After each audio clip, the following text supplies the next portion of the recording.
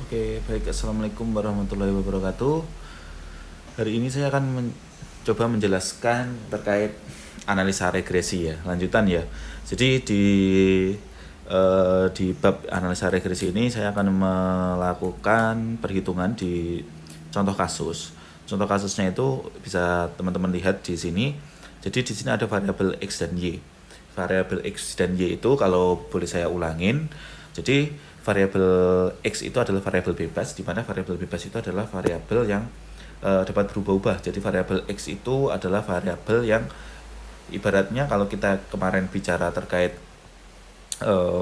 sebuah diskon dari sebuah penjualan, maka diskon tersebut adalah sebuah variabel X-nya. Nah, ketika kita mau meningkatkan penjualan, di situ si diskon itu menjadi variabel X. Nah, untuk meningkatkan penjualan itu kan nggak cuma dengan diskon, bisa jadi dengan menggunakan bonus atau bisa jadi menggunakan beli dua dapat satu kayak gitu. Jadi ibaratnya faktor-faktor yang dapat meningkatkan penjualan itu disebut sebagai variabel bebasnya. Sementara di variabel Y itu adalah variabel fungsi tujuan. Variabel fungsi tujuan itu adalah variabel yang dimana kita hitung dari variabel bebasnya. Ketika kita masukkan sebuah fungsi, hasil analisa fungsi tersebut merujuk pada variabel yang terikat atau di sini saya sebut sebagai variabel Y. Nah, saya akan mencontohkan di sini di slide terakhir ini ada sebenarnya ini tugas, tapi tugasnya saya ganti dengan project, di mana nanti akan saya jelaskan di belakang. Di variabel di analisa regresi ini kita akan memperhitungkan bahwa variabel X di sini akan mempengaruhi variabel Y. Ibaratnya dengan contoh yang seperti kemarin, X ini bisa kita ibaratkan dia adalah sebuah diskon, di mana kemarin kita menggunakan X ini sebagai promosinya ya. X ini adalah promosinya untuk meningkatkan sebuah penjualan. Nah, promosi yang dilakukan itu kita menggunakan variabel X, penjualan yang didapatkan itu variabel Y-nya. Ibaratnya di sini kita melakukan 3 kali promosi atau iklan gitu ya. Si variabel X ini akan memberi impact terhadap penjualan di variabel Y itu sebanyak 12 penjualan gitu. 12 penjualan. Nah, variabel X ini ada banyak. Jadi ibaratnya di sini kalau saya contohkan di sini ada 1, 2, 3, 4, 5, 6, 7. Jadi ceritanya di sini ada sebuah survei di mana ada 7 sebuah perusahaan yang melakukan sebuah promosi sebanyak 3 kali, 4 kali, 5 kali, 6 kali, 7 kali, 8 kali, dan 9 kali. Dengan hasil ternyata ketika dia melakukan 3 kali penjualan itu mendapatkan impact 12 penjualan. Ketika dia melakukan 4 kali promosi dia mendapatkan impact 11 penjualan. 5 kali promosi 13 penjualan, 6 kali promosi 12 penjualan, dan seterusnya sampai 9 kali promosi dia 16 penjualan. Nah, kira-kira dengan data seperti ini, iklan atau promosi atau sebuah variabel yang kita ramalkan ini atau yang kita jadikan sebuah parameter ini, apakah dia benar-benar dapat meningkatkan sebuah penjualan? Apakah iklan itu sangat efektif untuk mendongkrak sebuah penjualan? Nah, dari data ini dan contoh kemarin yang telah saya buat, itu akan kita bandingkan bagaimana efek penjualan itu dapat efek iklan itu dapat mempengaruhi penjualan. Apakah semua iklan itu dapat mempengaruhi penjualan atau tidak? Atau bahkan dengan data seperti ini ternyata iklan itu dapat mempengaruhi sebuah penjualan. Ketika sebuah data itu terkumpul seperti ini. Nah, kita akan mulai dari yang pertama dulu. Dari yang pertama, ini saya buka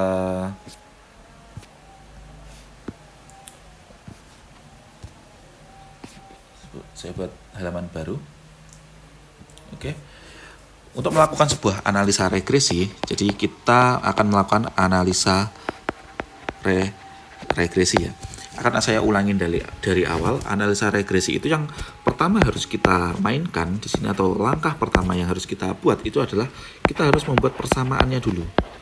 Persamaan regresi.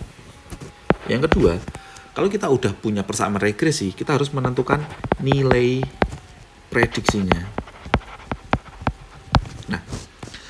Yang ketiga, kita harus membuat koefisien determinasi. Yang keempat, langkahnya kita harus menentukan kesalahan bakunya dari estimasi yang kita buat. Yang kelima, kita harus menentukan koefisien baku, kesalahannya dulu dari koefisien baku. Kesalahan baku dari koefisien, bukan estimasi lagi tapi di sini regresi. Kemudian yang keenam, kita harus menentukan nilai F hitungnya dengan tabel ya. Kalau kemarin teman-teman udah lihat video saya yang sebelumnya. Yang ketujuh, kita harus menentukan nilai T hitung. Kemudian yang kedelapan itu ada kesimpulan ya. Yang kedelapan itu kesimpulan.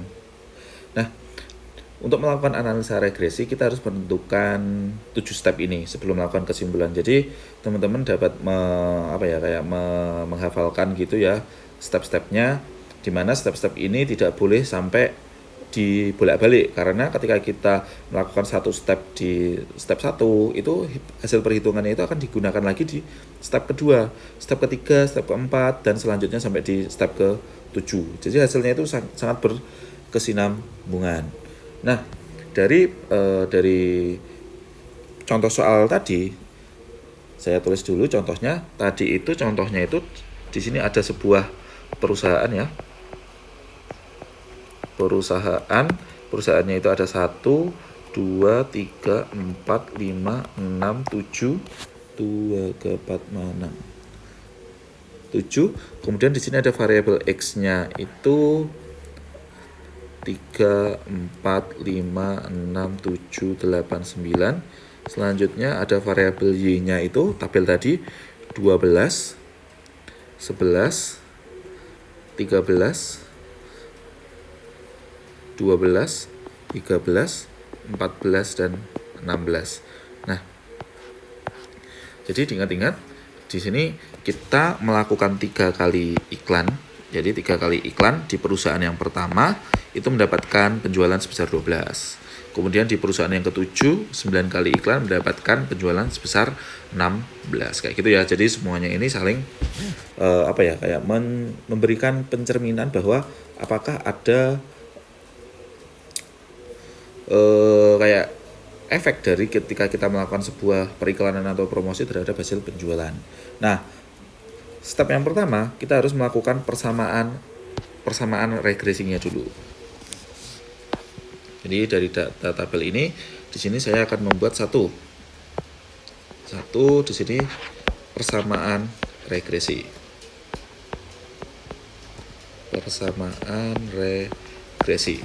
Nah, untuk membuat persamaan regresi itu enak sekali kalau kita itu membuat tabelnya dulu. Tabelnya itu ada tabel X, kemudian ada tabel Y, kemudian ada tabel X dikalikan Y, kemudian ada tabel X kuadrat, dan ada tabel Y kuadrat. Nah, jadi tabel ini dapat kita buat dari yang atas tadi. Yang pertama 3, 4, 5, 6, 7, 8, 9. Kemudian tabel Y-nya itu 12, nilainya 11, 13, 12, 13, 14, dan 16. Kemudian untuk tabel X dikalikan dengan Y itu X dikalikan Y itu coba saya hitung dulu. 3 kali 12 itu 36, 44, kemudian 13 dikali 5 itu 65, kemudian 12 dikali 6 itu 72, ada 13 dikali 7 itu 91, 14 dikalikan dengan 8 itu 112, dan 9 dikalikan 16 itu 144. Kemudian ada X kuadrat dan Y kuadrat. 3 kuadrat itu 9, 16, 25, 36, 49, 64, dan 81.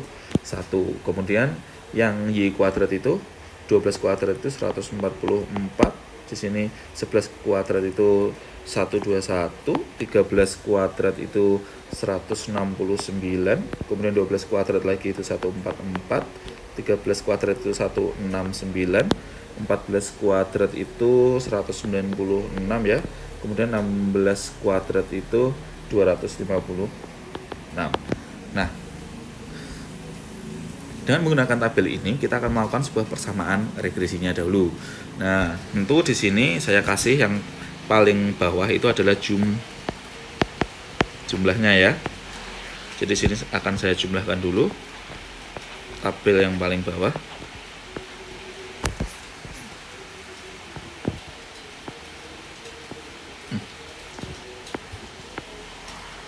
Tabel yang paling bawah ini jumlahnya. Nah, 3 ditambah 4 tambah 5 tambah 6 tambah 7 tambah 8 tambah 9 itu 42. Kemudian yang Y itu 12 ditambah 11 tambah 13 tambah 12 tambah 13 tambah 14 tambah 16 ada 91. Kemudian 36 ditambah 44 ditambah 65 tambah 72 tambah 91 tambah 112 tambah 144 itu 564. Selanjutnya ada X kuadrat yang dijumlahin 9 tambah 16 tambah 25 ditambah 36 ditambah 49 ditambah 64 tambah 81, ini ada 280. Kemudian Y kuadrat dijumlahin itu 144 ditambah 121 tambah 169 tambah 144 tambah 169 tambah 196 dan ditambah 256, ketemunya 1199. Nah, angka jumlahan ini jumlah atau saya tulis sebagai sigma ya. Sigma itu penjumlahan, ibaratnya ini akan kita jadikan sebuah pedoman untuk melakukan persamaan regresinya. Nah, di persamaan regresi itu dapat kita tentukan dengan menghitung nilai B dan A. Untuk menghitung nilai B dan A itu kita dapat sebelum saya masuk ke menghitung nilai B dan A, teman-teman ingat persamaan umum persamaan regresi itu adalah Y sama dengan A plus B BX, dimana A dan B itu dapat kita hitung. Nah, sekarang saya akan menghitung nilai B dulu. Jadi persamaan B itu sama dengan N dikalikan dengan sigma X dikalikan dengan Y dikurangi dengan sigma X dikalikan dengan sigma Y dibagi dengan N dikalikan dengan sigma X dikuadratin dikurangi dengan sigma X kemudian dikuadratin. Nah, kita hitung dulu nilainya si B. Karena untuk menghitung nilai A nanti kita akan menggunakan hasil nilai dari si B dulu. Nah, N kita adalah jumlah banyaknya sampel. Banyak sampel ini tadi perusahaannya ada 1, 2, 3, 4, 5, 6, ada 7. Berarti N kita di sini adalah 7. 7 dikalikan dengan sigma X dikalikan Y. X dikalikan Y kita udah hitung ya. X dikalikan Y itu ini ya, X dikalikan Y itu sigmanya atau jumlahnya itu adalah 564 dikurangi sigma X. Sigma X nya itu ini, sigma X nya berarti 42 dikalikan dengan sigma Y. Sigma Y nya itu ini berarti 91 dibagi dengan 7 dikalikan dengan sigma X yang kuadrat. Sigma X kuadrat berarti ini 280 dikurangi dengan sigma X baru dikuadratin. Sigma X nya tadi yang atas ini tadi 42 berarti di sini adalah 42 kuadrat. Nah, ini tinggal kita hitung seperti biasa. 564 dikali dengan 7, ketemunya 3948 dikurangi sigma X kalikan sigma Y atau 42 kali 91, 3822 dibagi dengan 280 dikali 7, 1960 dikurangi dengan 42 kali 42 atau 1764. Ketemunya di sini 3948 dikurangi 3822 itu 126 dibagi dengan 1960 dikurangi 1764, 196 atau sama dengan 126 dibagi 196, ketemunya 0,64. Itu adalah nilai B-nya. Nah, untuk menentukan nilai A, itu pakai persamaan yang kemarin juga, yaitu sigma Y dikurangi B dikalikan dengan sigma X dibagi dengan N. Nah, sigma Y-nya ini kan udah kita hitung, sigma Y atau jumlah dari Y, berarti ini kan sigma Y itu adalah 91, berarti tinggal kita masukin aja 91 dikurangi B yang kita dapatkan ini atau 0,64 dikali sigma X. Sigma X-nya itu ini 42 kali 42 dibagi dengan sampel atau sama dengan 7. Dari situ dapat kita hitung perkaliannya, dihitung dulu 0,64 dikalikan dengan 42 ketemunya 26,88, berarti 91 dikurangi 26,88 dibagi dengan 7 atau sama dengan 91 dikurangi 26,88 itu 64,12 dibagi dengan 7. 64,12 dibagi dengan 7, 9,16. Nah, dari sini kita udah tahu bahwa untuk persamaan regresinya Y itu persamaan regresinya sama dengan A plus BX, di mana A-nya itu sama dengan 9,16 ditambahkan dengan B-nya tadi hasilnya berapa? 0,6. Ini ya B. B-nya ini B ya. 0,64 dikalikan dengan X. Ya, udah gini aja. Jadi Y saya adalah 9,16 ditambah 0,64 X. Itu adalah persamaan regresi saya. Gitu ya. Ini persamaan regresinya. Nah, jadi step 1 kita udah selesai. 9,16 ditambah 0,64 kali 9,16 ditambah 0,64 X gitu ya. Kita akan melanjutkan ke step yang kedua. Step yang kedua itu adalah menentukan nilai prediksinya ya. Step yang pertama sudah, berarti kita masuk ke step yang kedua. Step yang kedua itu adalah menentukan nilai prediksi. Nah, untuk menentukan nilai prediksi di sini kita jadikan dulu persamaan regresinya tadi yang kita buat persamaan regresinya itu Y sama dengan berapa? 9,16 ditambah 0,64 X. Nah, di persamaan regresi ini, di nilai prediksi ini kita akan menentukan nilai prediksi ya. Step yang kedua. Step yang kedua adalah nilai prediksi. Nah, step elemen dari nilai prediksi atau nilai si X ini akan kita masukkan X yang ada di dalam yang ada di sini. Jadi seluruh nilai X yang ada di sini ya, itu 3, 4, 5, 6, 7, 8, 9 kita akan masukkan ke dalam step elemen nilai prediksinya. Jadi saya singkat aja, nilai prediksi 1 sama dengan 9,16 ditambah 0,64 kali, ya ini yang pertama 3, berarti kali 3. Kemudian untuk NP, nilai prediksi yang kedua itu berarti 9,16 ditambah 0,64 dikalikan dengan 4. Dan seterusnya sampai N nilai prediksi yang ke-7 itu adalah sama dengan 9,16 ditambah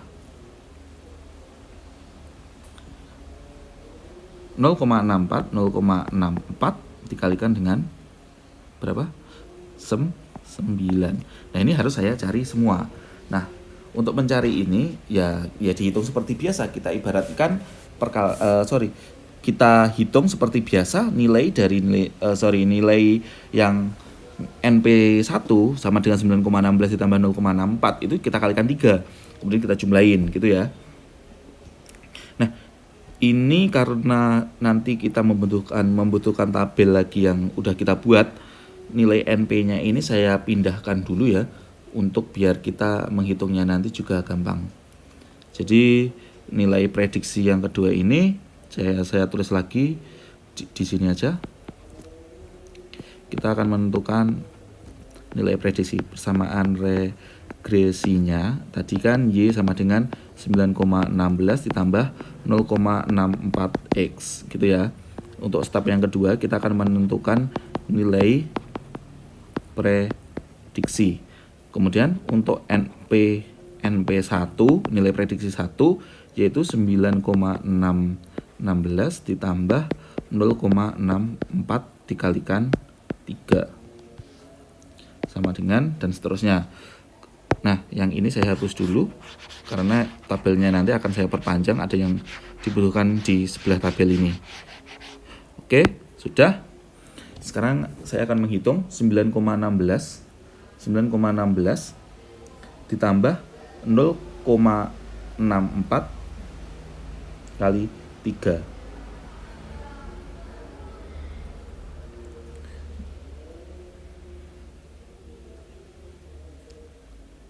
11,8. Hasilnya di sini 11,8. Oke. Kemudian untuk NP2 nilai prediksi yang kedua yaitu 9,16 ditambah 0,64 kali 4. 9,16 ditambah 0,64 kali 4 ketemunya 11,72. Kemudian NP3 yang ketiga yaitu 9,16 ditambah 0,64 dikalikan dengan 5. 9,16 ditambah 0,64 kali 5 ketemunya 12,36.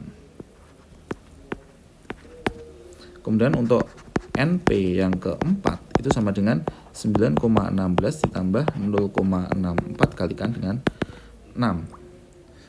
9,16 ditambah 0,64 kali 6 ketemunya 13. Nah, kemudian kita akan menentukan nilai prediksi yang ke-5 sampai ke-7 ya nanti. 9,16 ditambah 0,64 kalikan dengan 7 ditambah 0,64 kali 7 ketemunya 13,64. Kemudian nilai prediksi yang ke-6 yaitu 9,16 ditambah 0,64 kali 8.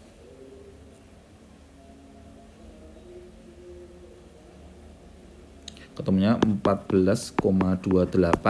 Kemudian untuk yang terakhir NP7, jadi sampel yang ke-7, perusahaan yang ke-7 itu 9,16 ditambah 0,64 kali 9. 9,16 ditambah 0,64 kali 9 ketemunya 14,92. Nah, nilai prediksi 1, 2, 3, 4, 5, 6, 7 ini akan kita masukkan lagi ke tabelnya. Jadi tabel ini setelah Y kuadrat itu ada tambahan yaitu tabel baru yaitu Y prediksi atau saya tulis Y pred gitu ya. Ini adalah tabel selanjutnya. Angkanya tadi berapa? 11,8, 11,72, kemudian 12,36, kemudian ada 13, 13,64, 14,28 dan yang terakhir 14,92. Nah, setelah itu, setelah Y prediksi ini kita masukkan, yang ini tadi berasal dari nilai prediksi ya. Nilai prediksi itu sebagai Y prediksi, Y itu kan nilainya tadi yang kita hitung. Kita akan menentukan Y dikurangi Y prediksi. Jadi Y yang pertama itu 12, ya kan? Y 12 akan dikurangi dengan 11,8. Tinggal gitu aja, dikurangi 12 dikurangi 11,8, ketemunya 0,2. Dan seterusnya. Selanjutnya ada 11 dikurangi 11,72, ketemunya negatif 0,72. Negatif 0,72. Selanjutnya ada 13 dikurangi dengan 12,36, ketemunya 0,64. Kemudian ada 12 dikurangi 13 itu negatif 1, 13 dikurangi 13,64 itu negatif 0,64, 14 dikurangi 14,28 itu negatif 0,28, dan yang terakhir 16 dikurangi 14,92 itu 1,08. Nah, ini nanti akan kita jumlah. Nah, selanjutnya kita harus menentukan Y dikurangi Y rata-rata. Y dikurangi Y rata-rata. Jadi Y-nya itu 12, jumlahnya itu 91, rata-ratanya itu berarti 91 dibagi dengan sampelnya. Rata-ratanya itu adalah 13. Jadi rata-rata di sini adalah 13 ya rata-ratanya. Itu dari 91 ini, yang ini 91 ini dibagi dengan banyak sampel 7, ketemunya 13. Nah, Y-nya itu kan 12, 11, 13, 12, 13. Jadi ini tinggal dikurang aja. 12 dikurangi 13 negatif 1. 11 dikurangi 13 berarti negatif 2. 13 kurangi 13 0.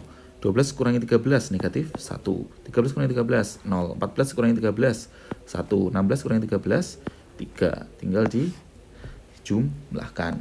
Nah, sekarang saya akan menjumlahkan setiap elemennya di sini, yaitu 11,8 ditambah yang Y prediksi 11,72 ditambah 12,36 ditambah 13 ditambah 13,64 ditambah 14,28 ditambah dengan 14,92, ketemunya 91,72.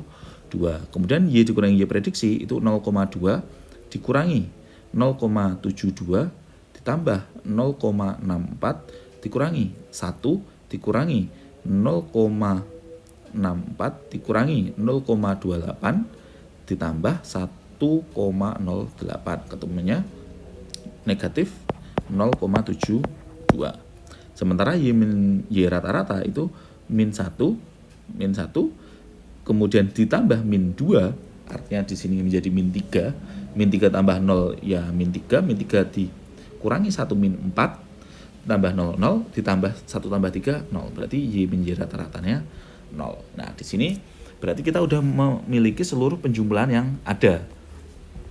Gitu ya. Jadi nilai prediksinya udah kita tentukan. Sekarang kita masuk step yang ketiga, yaitu koefisien determinasi. Nah, untuk menghitung koefisien determinasi ini kita menggunakan model yang telah kita dapatkan dari nilai prediksi dan tabel yang telah kita buat. Nah, untuk menentukan koefisien determinasi itu seperti rumus yang kemarin, yaitu R kuadrat gitu ya. R kuadrat sama dengan 1 dikurangi dengan, jadi satunya itu keseluruhan ya, dikurangi dengan sigma Y dikurangi dengan dikurangi dengan Y, gini, prediksinya dikuadratin dibagi dengan sigma Y ini ya, dikurangi dengan yang rata-rata, Y min Y rata-rata, baru dikuadratin. Gitu ya.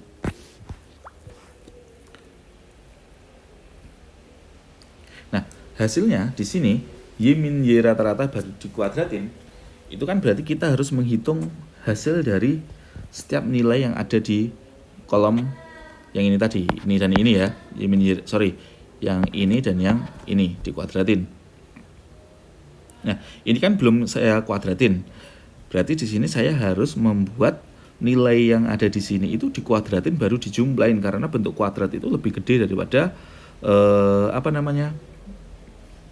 lebih gede daripada penjumlahannya. Jadi nilai dari 1 dikurangi ini kita harus menentukan dulu Y min Y prediksi dikuadratin. Y min Y prediksinya ini kan 0,2. Berarti di sini ini saya buat tabel lagi, Y min Y pred kuadrat gitu ya. Kemudian nanti akan ada lagi yang kita butuhkan, yaitu Y min Y rata-rata ini dikuadratkan gitu ya. Nah, Y min Y prediksi dikuadratkan itu berarti hasilnya 0,2 dikali 0,2 atau sama dengan 0,04. Kemudian 0,72 dikali dengan 0,72. 0,1 negatif jadi positif. 0,51. Ini saya pembulatan 2 angka di belakang koma ya. 0,64 kali 0,64. 0,40. 0,64 dikali dengan 0,64. Ketemunya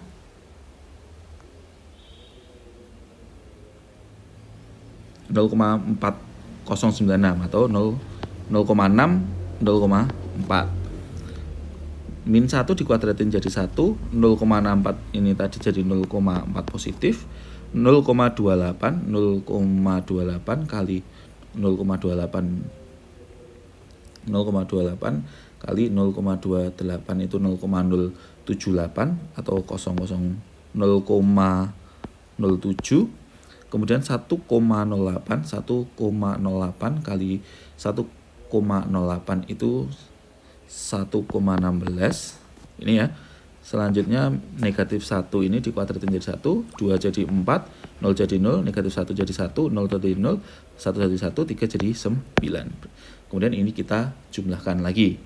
0,04 ditambah 0,51 ditambah 0,4 ditambah 1 ditambah 0,4 ditambah 0,07 ditambah 1,16. Ketemunya 3,58. Kemudian di sini 1 tambah 4 5, 5 tambah 1 6, 6 tambah 1 7, 7 tambah 9 16. Berarti kita udah punya modal Y min Y prediksi kuadrat, sigmanya itu ini, Y min Y rata-rata dikuadratin, sigmanya itu 16. Berarti di sini tinggal kita hitung 1 dikurangi dengan 3,58 dibagi dengan 16. Karena ini yang rata-rata, ini yang prediksinya. Atau sama dengan 1 dikurangi 3,58 dibagi dengan 16, 0,22 atau sama dengan 0,77 gitu ya, 77. Dan ya ini komanya ada banyak ya, saya bulatkan 2 angka di belakang koma biar enak ngitungnya. Nah, selanjutnya kalau kita udah ketemu R kuadrat, yaitu koefisien determinasi, kita harus menentukan dulu koefisien determinasi yang disesuaikan. Jadi adjustnya disesuaikan, adjustment. Nah, rumusnya adjustment itu adalah R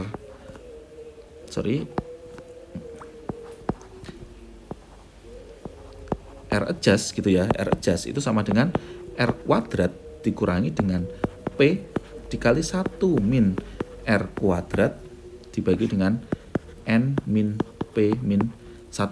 Nah, di sini ada P. P di sini adalah variabel dari variabel bebasnya. Variabel bebas kita kan X, berarti di sini R kuadrat itu 0,77 yang udah kita hitung atas ini, dikurangi dengan 1 dikali dengan 1 min 0,77, udah ada datanya semua. N-nya adalah sampelnya adalah 7, dikurangi P-nya 1, dikurangi 1. Gini, jadi sama dengan 0,77 dikurangi dengan 0,22, 0,22 dibagi dengan 5, atau sama dengan 0,22 dibagi 5 itu 0,04, 0,77 dikurangi dengan 0,044. Gini ya, atau sama dengan 0,726. Jadi itu adalah R adjust yang kita punya. Oke, step yang ketiga sudah selesai, kita masuk ke step yang keempat, yaitu kesalahan baku estimasi.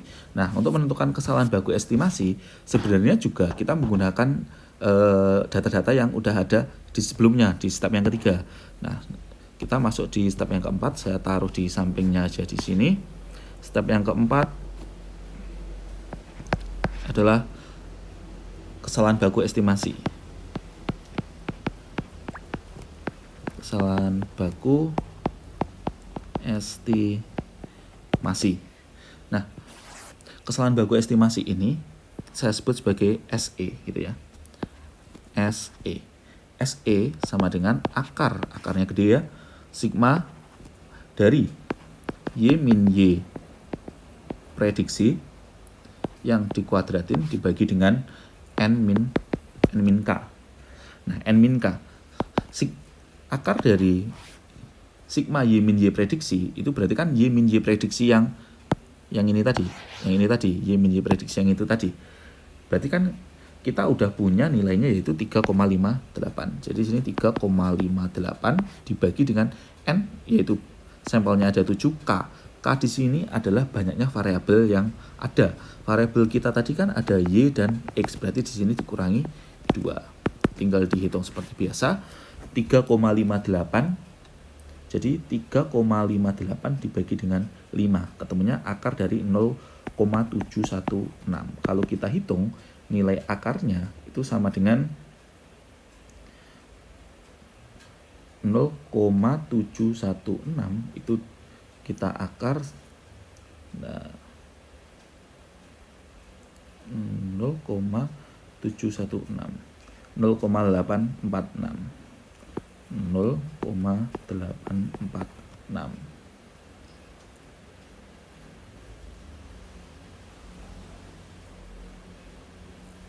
Oke, 0,846. Jadi nilainya si SE itu adalah kesalahan baku estimasi itu adalah 0,846.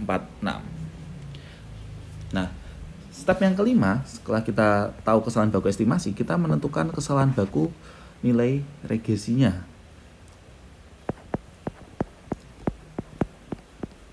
Kesalahan baku, ya, di step yang kelima betul ya, kesalahan baku koefisien regresi. Oke, kesalahan baku koefisien regresi. Nah, saya sebutnya sebagai SB. SB kita hitung menggunakan si SE. Jadi SE dibagi dengan akar sigma X kuadrat dikurangi dengan sigma X yang dikuadratin dibagi dengan N. N-nya adalah banyaknya sampel. SE yang kita punya itu sama dengan 0,846 yang ini tadi dibagi dengan sigma X kuadrat. Jadi X kuadrat tadi berapa nilainya di tabel? X kuadrat itu ini ya, sigmanya itu berarti 280. Kita masukkan ke sini. Akar dari 280 dikurangi sigma X yang dikuadratin. Sigma X yang dikuadratin ini udah kita hitung tadi. Sigma X yang dikuadratin ini ya, ketemunya 42 kuadrat atau sama dengan 1764. Oke, 1764. 1764 dibagi dengan 7.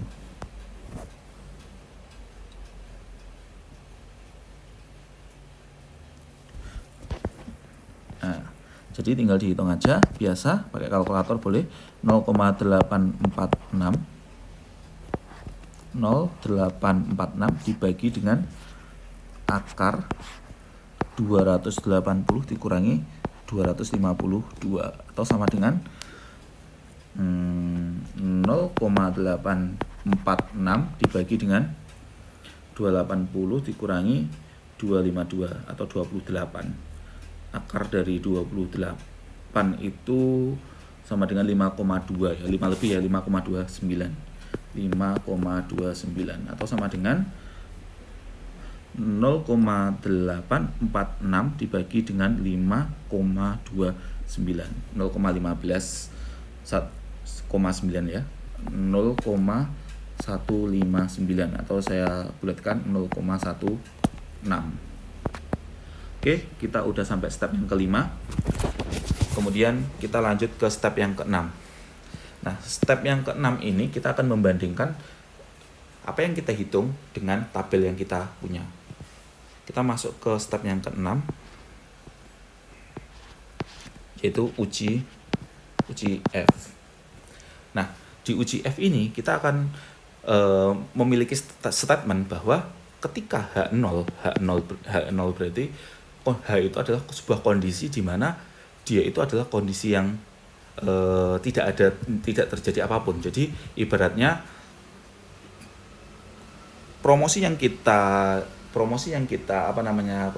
statementkan di awal tadi, kita kan kalau kita melakukan penjualan kan berarti penjualan tersebut itu bisa menjadi sebuah senjata untuk kita promosi itu dapat dijadikan sebuah senjata untuk kita meningkatkan sebuah penjualan. Nah, di sini H0 itu artinya adalah bahwa iklan tersebut atau promosi tersebut itu tidak membuat atau memberikan efek terhadap penjualan kita. Nah, kita punya H1, yaitu H1 itu adalah sebuah statement bahwa logikanya kalau kita melakukan sebuah periklanan, kita akan meningkatkan sebuah penjualan. Seperti itu kan umumnya ketika kita melakukan sebuah periklanan. Tetapi semua itu tergantung dari kondisi dan survei yang ada di pasar. Apakah orang-orang sekarang itu lebih suka dia mungkin bermain, tidak melihat TV gitu ya, lebih suka bermain game, lebih suka dia melihat YouTube, atau iklan-iklan yang dibuat itu tidak sesuai dengan konteks orang-orang yang mereka sukai. Akhirnya iklan tersebut tidak menjadi sebuah senjata untuk meningkatkan sebuah penjualan. Nah, di sini H0 berarti di sini tidak terjadi apa-apa, atau H0 itu kondisi semula atau tidak ada efek gitu ya. Sementara H1 itu adalah terjadi efek. Atau gini aja, efek, F-nya 2 ya, efek. Nah, kapan kita memilih H0 dan H1, di sini ada H0 akan kita pilih atau akan menjadi sebuah keputusan kita apabila hasil perhitungan F kita nanti, atau saya sebut sebagai uji F ini tadi, itu adalah F hitung di sini kurang dari sama dengan F tabel. Jadi kita nanti akan buka tabel. Kemudian kapan kita menerima H1 atau kita memilih H1 ketika F hitung itu lebih besar atau sama dengan lebih besar aja ya. Lebih besar dari F tabel. Nah, ketika kita udah menyepakati ini H0 dan H1 di sini, maka kita harus menghitung dulu F-nya. F-nya itu berapa? F sama dengan R kuadrat, koefisien determinasi tadi ya, dibagi dengan K dikurangi 1 dibagi dengan 1 min R kuadrat dibagi dengan N min K. Jadi pembaginya itu ada banyak ya. Atau kalau ini saya jabarkan, R kuadrat dibagi dengan K min 1 dibagi dengan 1 min R kuadrat dibagi dengan N min K. Nah, teman-teman boleh menghitungnya seperti ini ya. Jadi pembaginya nanti pembagi yang udah dipisah seperti ini. Jadi ini dikerjakan dulu. Oke, R kuadrat tadi udah kita hitung. R kuadratnya tadi mana? R kuadrat. Nah, ini ya. R kuadrat di sini adalah R kuadratnya yang di sini ya, 0,77. Berarti di sini saya punya 0,77 dibagi dengan K K dikurangi 1, K-nya itu adalah banyaknya variabel tadi X dan Y, berarti di sini 2 dikurangi 1 dibagi dengan 1 min R kuadrat, 1 min 0,77 dibagi dengan N, banyaknya sampel dikurangi 1, banyaknya sampel 7 dikurangi dengan K-nya. K-nya tadi adalah banyaknya variabel dikurangi 2. Jadi gini ya. Sama dengan 0,77 dibagi 1 ya tetap 0,77 dibagi dengan 1 dikurangi 0,77 itu 0,23 ya. 0,23 dibagi dengan 5 berarti 0,23 dibagi dengan 5 itu 0,046 atau sama dengan 0,77 dibagi dengan 0,046 16,73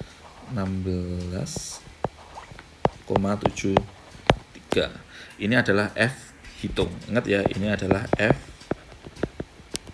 hitung. Kita akan menentukan F tabelnya sebesar 16,73 atau tidak. Nah, sekarang akan saya buka di sini untuk tabel F-nya ya. Tabel distribusi F. Nah, ini.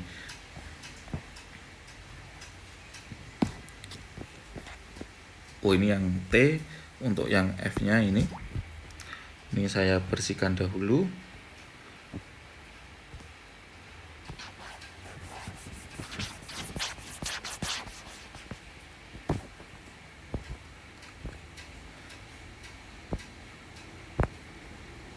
Oke, kayak gini. Nah, untuk membaca tabelnya, di sini kan tadi kita punya variabel X dan variabel Y. Saya tuliskan dulu, kita punya variabel X, dan variabel Y. Sementara sampel kita, ini variabel ya, variabelnya X dan Y. Kemudian sampel atau jumlah perusahaannya tadi itu ada sebanyak 7. Nah, untuk menentukan di mana letak posisi tabel yang benar, itu dapat kita masukkan di sini. Jadi ketika ini kan ada baris dan kolomnya. Nah, untuk yang kolom-kolomnya ini, jadi ada kolom 1, kolom 2, kolom 3, kolom 4, dan seterusnya ini, itu kita menghitung dengan K-1 atau sama dengan 2 dikurangi 1, karena K ini adalah jumlah variabelnya itu 2 dikurangi 1, itu berarti 2 min 1 dikurangi 1, berarti posisinya itu ada di sini. Sementara untuk barisnya di sini kan sampelnya ada 7. Nah, ini kita pakai rumus N min K. Sampelnya ada 7, K-nya ada 2, berarti sama dengan 5, berarti posisinya di sini. Jadi koordinat kita itu posisinya ada di sini, 6,61. Nah, 6,61 itu adalah F tabel. Nah, sementara ini tadi F hitung kita adalah 16,73. Saya tulis dulu F tabel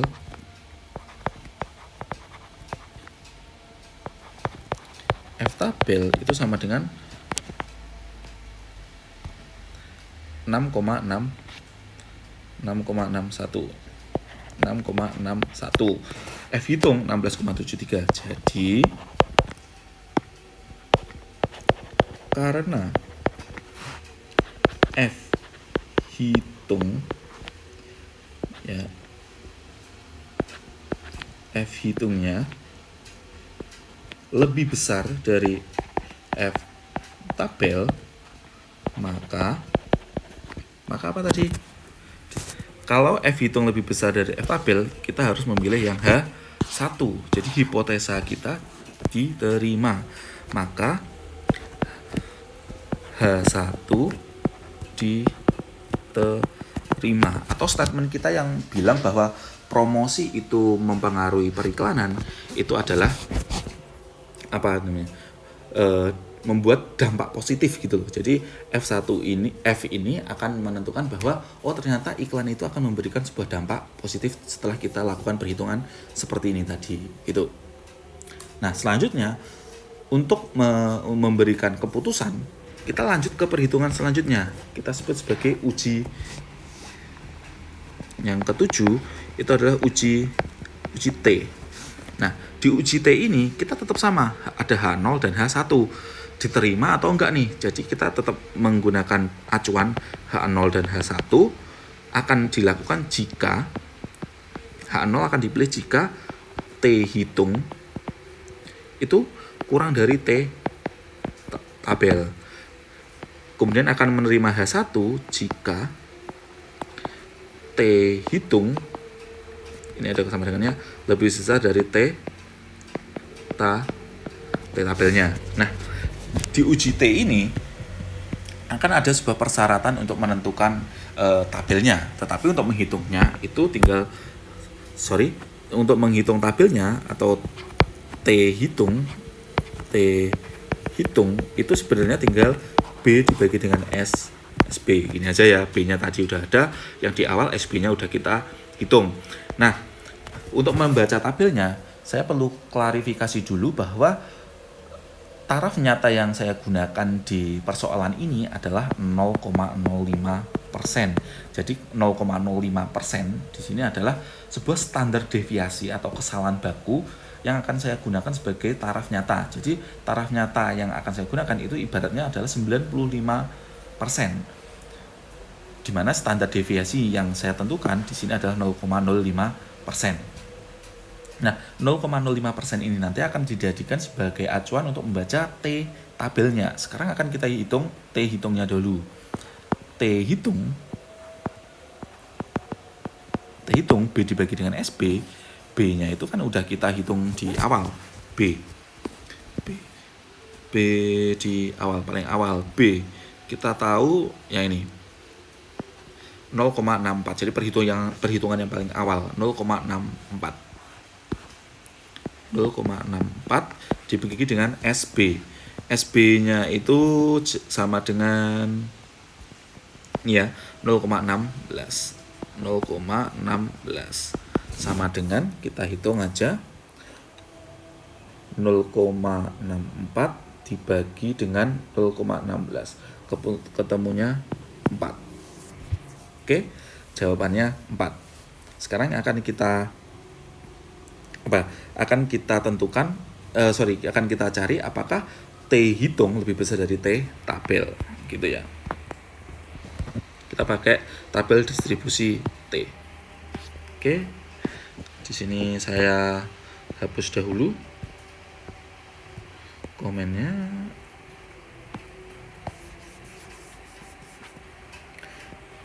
Oke, kita tadi menggunakan taraf nyata 0,05% ya.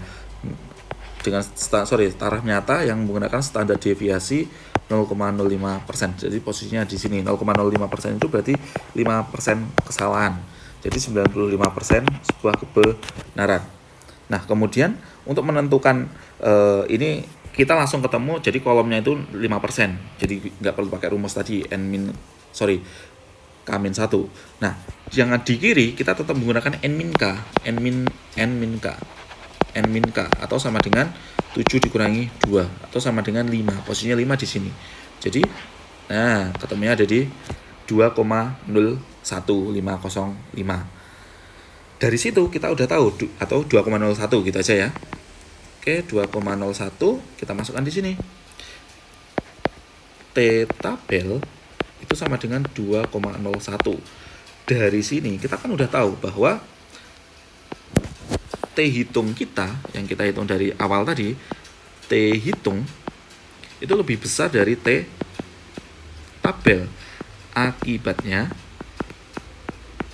H1 dipilih, gitu ya kan? H1 dipilih atau H1 diterima. Dugaan kita bahwa iklan mempengaruhi sebuah penjualan atau promosi mempengaruhi sebuah penjualan itu diterima. Jadi yang F ini tadi kita menentukan bahwa ternyata iklan itu memiliki dampak positif, dampak yang baik untuk sebuah periklanan. Kita uji lagi di uji T. Apakah betul dampak positif itu membuat sebuah periklanan itu dapat mempengaruhi penjualan? Nah, itu ada di uji T ini tadi. Jadi di sini kita udah uji F dan uji T bahwa ternyata iklan itu memang benar memberikan dampak positif, dan di uji T memang betul bahwa iklan itu dapat mempengaruhi penjualan kayak gitu dari tabel tadi. Nah, di step yang ke-8 yang terakhir itu tinggal kesimpulan. Nah, kesimpulannya itu apa? Kesimpulannya itu ya bebas, kalian boleh melakukan kreasi bahwa di sini terdapat misalkan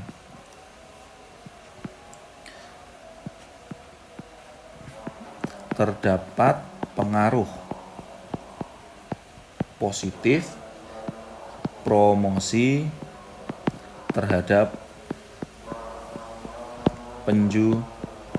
penjualan. Kita bisa membuat implikasinya di sini.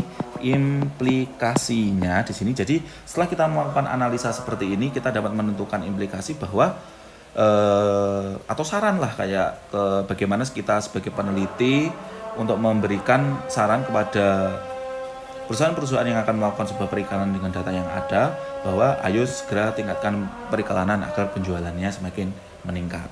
Kira-kira seperti itu. Nah, di pertemuan ini karena saya juga terkait tim akreditasi ya, jadi mohon maaf kalau saya banyak melakukan kayak kelas online atau kelas pembelajaran seperti ini ya, karena ya memang saya harus mengakreditasi untuk 4 prodi yang dari manajemen kemarin, kemudian lanjut akuntansi. Di bulan ini itu kemarin ada asesmennya akuntansi, dan sekarang saya sedang akan mengajukan akreditasinya teknik elektro, dan selanjutnya di bulan Januari minggu pertama itu saya harus mengupload dokumen evaluasi dirinya teknik sipil gitu ya. Jadi kebetulan memang saya berada di situasi yang memang tidak bisa memberikan kelas secara penuh karena banyak tugas, tapi di sisi lain saya akan tetap memberikan kewajiban saya untuk mengajar di kelas tersebut, khususnya di kelas manajemen ini juga ya. Nah, karena ini adalah materi terakhir saya di pertemuan semester 3 ini ya, khususnya di kelas statistik ini, saya ada sebuah project tugas yang akan saya kirimkan template-nya untuk membuat sebuah artikel terkait analisa regresi ini. Jadi nanti ada sebuah kayak pendahuluannya, latar belakangnya, kemudian ada tinjauan pustaka. Jadi kalian untuk kelasnya ini akan dibagi menjadi beberapa kelompok bebas. Jumlahnya bebas, tapi setiap kelompok saya inginkan itu maksimal